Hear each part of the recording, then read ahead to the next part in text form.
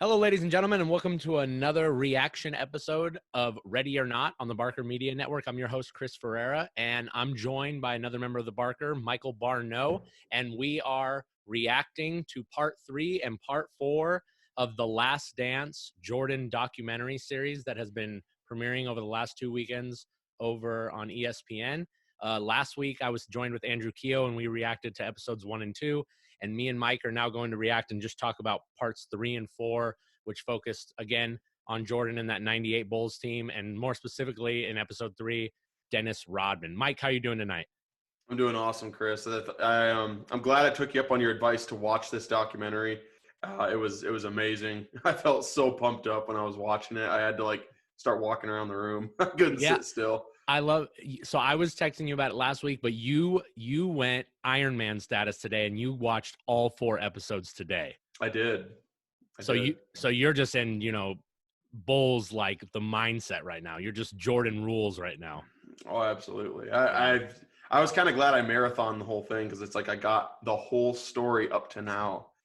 So it was pretty awesome. And we were talking beforehand just about this documentary. We're lovers of sports documentaries and stuff, but this documentary, as you had mentioned before, the access that we're getting is unreal. It's the depth of what they know, what we know now, and you see these film clips and the audio they have. It's you're just like, how in the world do they have this? I didn't even know that there could be a cameraman there. They have film. There's footage of them being in the locker room, and it's nothing but players. And somehow there's a camera in here. Yeah. I'm like, so is there one guy in here with a camera? So it's like I was telling you before we started, this is up there for probably the best sports documentary I've ever seen. So it's so well done. And I was hooked within 10 minutes. I was like, wow, this is awesome. Yeah. Not only the fact that we're getting this behind the scene footage of Jordan and getting to see behind the curtain, but like you had mentioned too, the way that they're using the music in this to get us all just pumped up, the shots, the footage that we're seeing that you don't get to see. Like me and Andrew were just watching it, and I'm like, I want to watch an entire basketball game where they have that camera on the sideline and you're hearing Scottie and Pippen talking to each other mid-game. I'm like, how amazing would it be to actually watch a basketball game where you're getting that close to the players?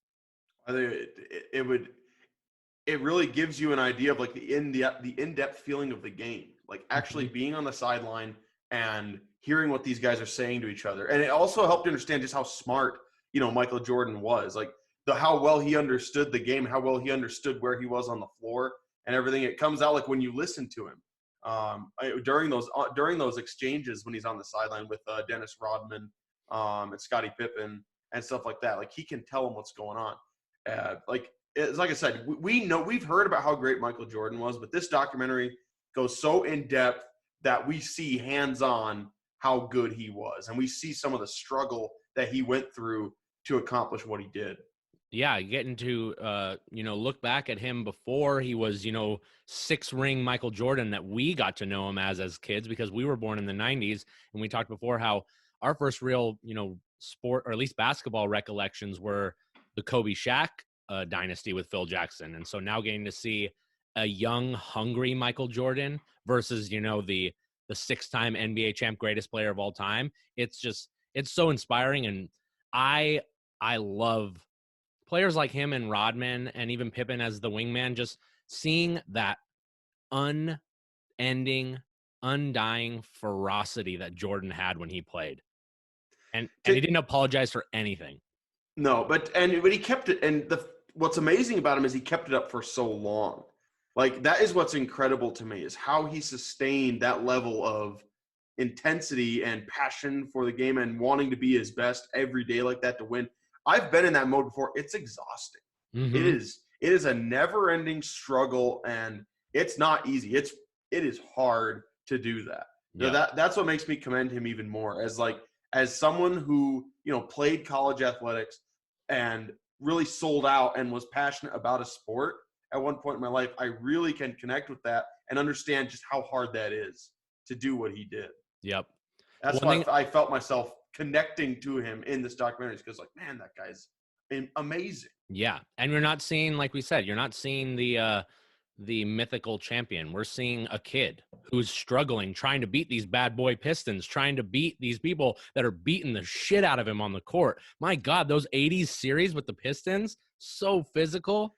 Yeah, and that's what's truly amazing is like any great hero story has a great villain, and the Pistons were that. They were that villain that he could not get past, and it's like you say, any great movie owes part of its success to the villain. How good the superhero movie is largely depends on how good the villain is, and the Pistons made a great they made a great villain to Michael Jordan's hero story. Mm-hmm. And there's not an easier guy to root for than Michael Jordan. He's so humble, and you see some behind the scenes stuff like how blatant up front he is with his teammates and how he didn't care if he hurt their feelings and stuff. But just but there's something about a guy like that. It makes him easy to root for and easy to cheer for. It's so funny because before this documentary release, Michael was a little nervous, saying he thought that people would think he was a bit of a jerk and was, mean, and the way he held his teammates to this standard that people might look at him differently. I'm the complete opposite. Every time I see these behind the scene footage of him, getting after his teammates or just being aggressive or just him sitting there in the report with the reporters, just being blunt. I love it. It makes me like him even more. Yeah, well, it's ballsy. A guy who's that upfront with people, and he's that he doesn't care that much. Like he's not going to beat around the bush here at all. He doesn't sugarcoat. He gives it to you straight between the eyes like that. But in fairness to Jordan, we haven't seen all of it yet. We haven't yet. Maybe there's something that we're going to see between here and May 18th that will make us look at him differently. I don't know. I agree. I'm just saying we haven't seen everything yet. And there's a lot more of the tragic story coming up that we haven't got to yet, like with the death of his father and then him retiring and stuff like that. So we have still not hit the real tragic parts of it. So, but we'll focus on what we watched tonight. And what we watched tonight, besides, like I said, Jordan's shit-eating grins and reactions are absolutely amazing. When when he watching the videos of the players like Isaiah Thomas and Rodman, I could just watch all of those reaction clips all day. But this episode specifically, Dennis Rodman. And I thought you had the best tweet I saw in the middle of the episode that you said, every team needs a Rodman. I meant that wholeheartedly. Now, I would like to explain what I meant by that.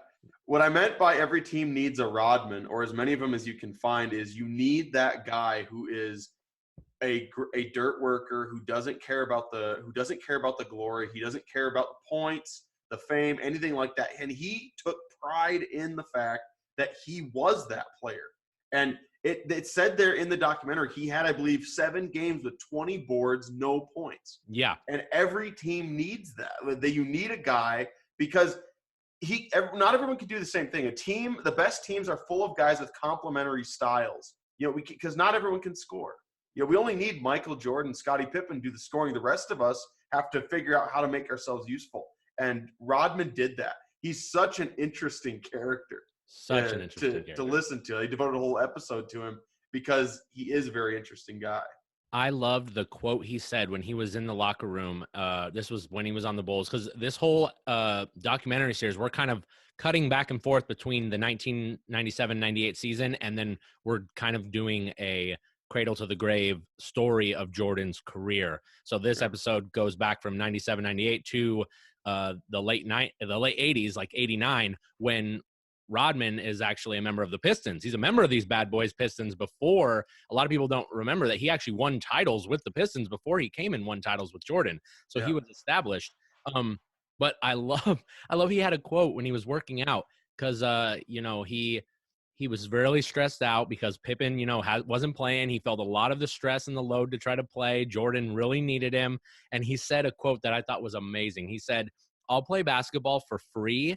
They pay me to deal with all this shit off the court." I love that one too. I was like, oh my gosh, ain't it the truth? Yeah. And the thing is, I don't know, firsthand, but that was so funny when he said that. And it really great. A light bulb went off in my head, and I'm like, oh my God, we always talk about how much money these pro athletes make, but they love their sport so much. At least I'd say probably 80 to 90% of these guys would do this for free, but it's so true. The shit that they have to go with the media, the cameras in their faces, the microphones constantly, that's where the job comes in and where you're making your money. Right. But the other side of Rodman that makes him interesting is that you won't see really anyone like him. That colorful personality, that kind of bad guy type thing. Like you've seen a million Dennis Rodmans in your life in terms of the exterior, because of he's not like clean cut. He's not a yes or no sir good guy. He's bad to the bone. He's got piercings. His hair is all messed up. He looks like a total wreck. But underneath that is actually a guy who works his tail off. Mm-hmm. That's what makes him so interesting.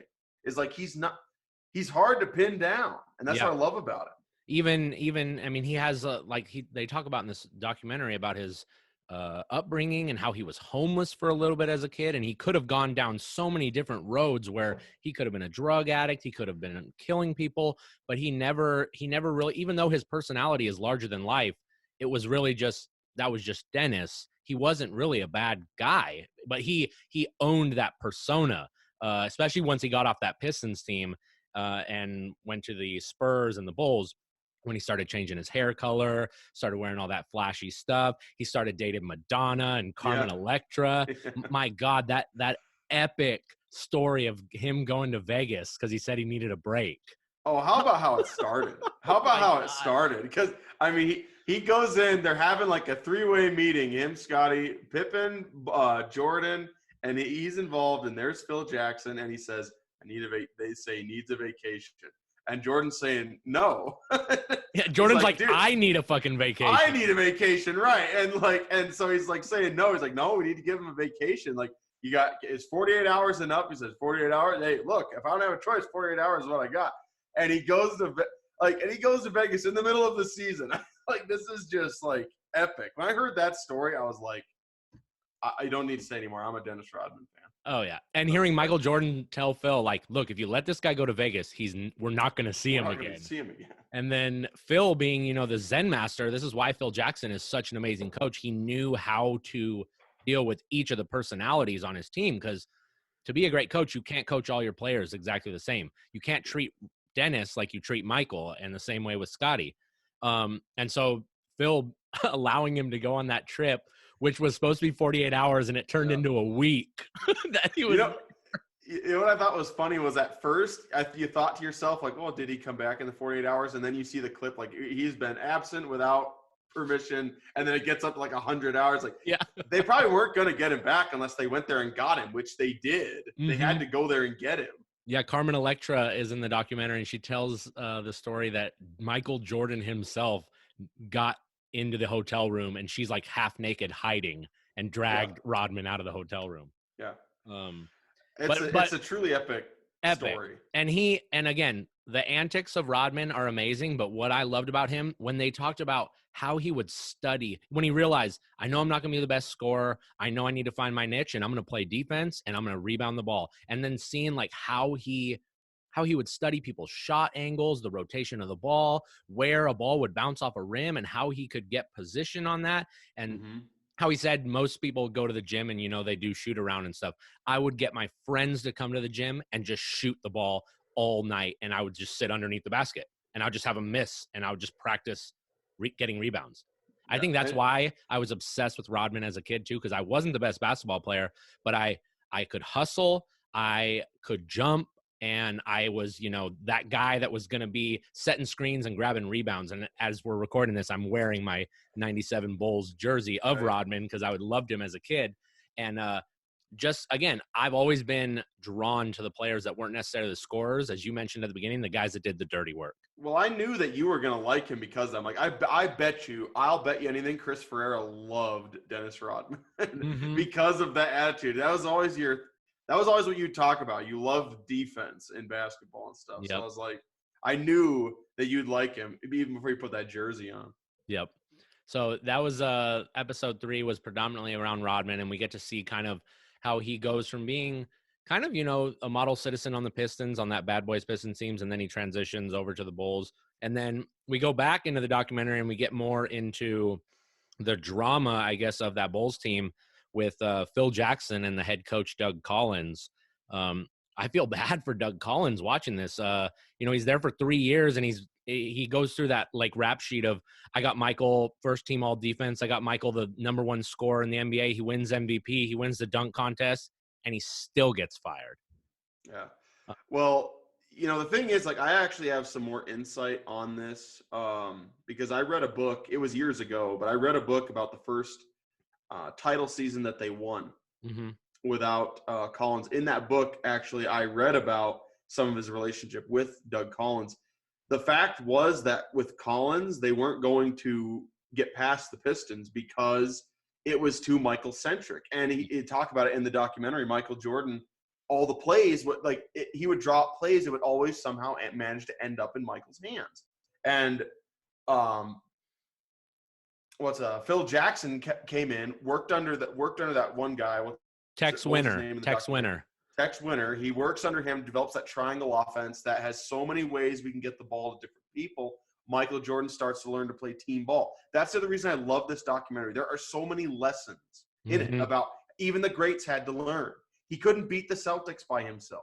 He couldn't beat the Pistons by himself. It was only when he was forced to play team ball, as great as he was, it was only when he learned to play team ball that he got over that hump. Yep. I loved that about this documentary. I also love that same thing, that it was Michael had to realize, I could set every single individual scoring record under Doug, and he was pissed when Doug got fired, but he slowly bought into Phil and that more team mentality. I love when they're talking about at the end, when they show Michael passing the ball, and once his teammates make a shot, he's realizing, okay, other guys can score too. It doesn't just have to be all me. Yeah, and it was Paxson. Yeah, when he passes it to Paxson. Yeah, he starts finding in the fourth quarter against the Lakers there, and it was like a revelation for him.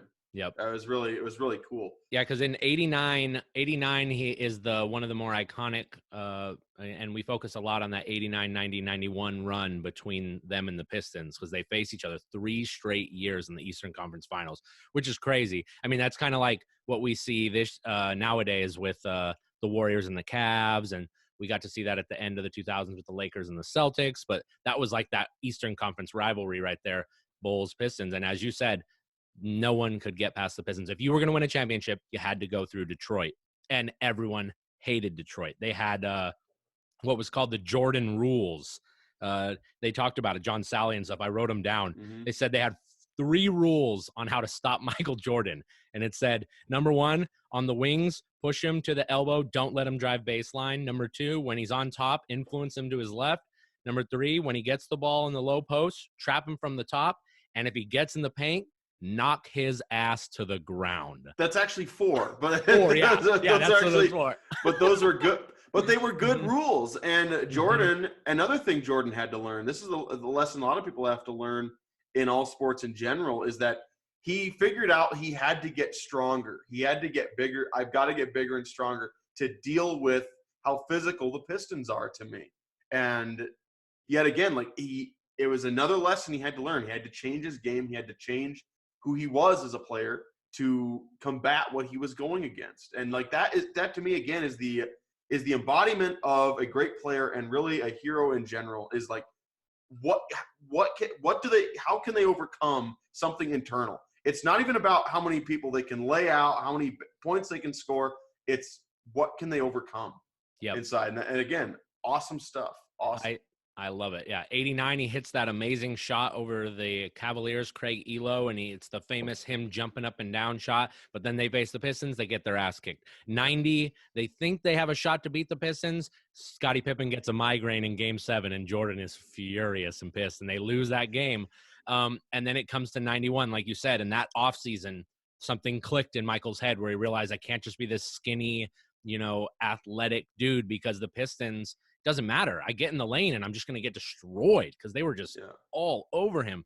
And so he takes it upon himself and really gets the entire team to buy in, and they bulk up and they get strong as hell. And they face the Pistons again in 91, and they sweep their ass. So much so that the Pistons don't even shake their hands when they walk off the court. Yeah. Right. And Isaiah Thomas, I don't, everybody seems to hate him. Everybody does. Like, I saw like 4 people tweeting it out like, oh, in typical Isaiah Thomas fashion. I don't follow basketball that closely, but I know that Isaiah Thomas is hated. Mm-hmm. And again, so they get over that hump, which was some people I heard Michael Wilbon was talking about back then, because they end up playing the Lakers in the finals, but it was almost a bigger deal that they beat the Pistons rather than if they would have lost to the Lakers in that finals, it would have still been a success because they got over that hump, I feel like, of the Pistons. But yeah, they play, I think, the perfect person to pass the torch to Michael in that 91 finals, and it's Magic Johnson and that Lakers team. And it's even more insane to think that was Magic Johnson's finals, because the next year is when we get the announcement that he has HIV. Yeah. The thing is, like, I'd love to see one on Magic Johnson too, to be honest. I'd love to see them go in depth on him as well, because I think a lot of these old school players would have really cool stories to tell. Yeah. If we could actually watch. Larry Bird's another one. These guys actually fascinate me. I would have loved to hear their stories playing in such a different era of basketball where it was such a more physical game back then, and you were allowed to do so much more. And I would just love to see them delve into those guys a little bit and tell us more about what they did and their story. Yeah. It's so funny. As much as I love Michael Jordan, part of me, because as we talked how much we both like players like Rodman, I feel like if I was watching basketball in the late 80s, I would have liked this Pistons team because they seemed they were dirty and nasty and they just got after it. Well, I hadn't actually put 2 and 2 together to know that, but yeah, that doesn't surprise me. You'd have loved that Pistons team. I would have liked this Pistons teams. But yeah, so Michael ends up playing Magic in the finals. They end up losing the first game and they end up winning 4 straight, and Michael gets his first title. And there's the awesome famous sequence where everyone's talking about how Michael had just been this stone cold assassin. No one ever saw emotion from him. And then he just breaks down hugging that trophy with his father there. And people finally got to see the emotional side of Jordan. And you'd think, most people, and probably most people that have these careers, once you get to the mountaintop, you don't sustain that level of success. But as we know, and what we're going to find out later in the documentary, this is just one. This is the first step, and this wasn't enough for Michael. And I really liked how the 4th episode ended on that cliffhanger. Kind of after we see them succeed, we're right back to the failures of the 98 season and the drama that's going on, and how the GM, Jerry Krause, is just at a war. I still just don't understand these egos that just want the credit. It's like, dude, just keep winning. But no, these egos, I want credit more than Phil, and Phil's not coming back. It's an age-old problem, and you can even, like, just to relate this to a couple stories in football, it's the same thing with Brady and Belichick. There's an ego there, and it's the same thing with that's what drove Jim Harbaugh out of San Francisco. Too much credit going to the wrong people. It's an age-old story, and it's a human flaw. So something we always have to deal with. Always.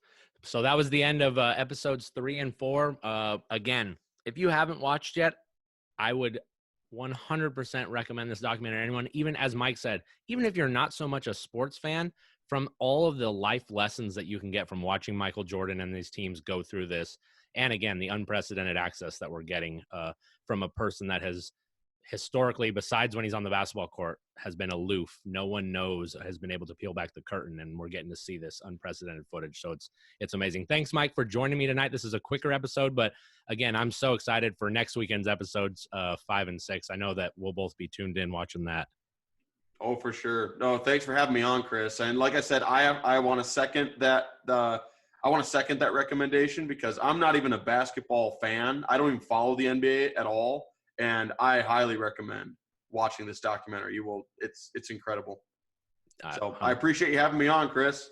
Thanks, Mike, so much. We'll talk to you later. Have a good rest of your night, everybody.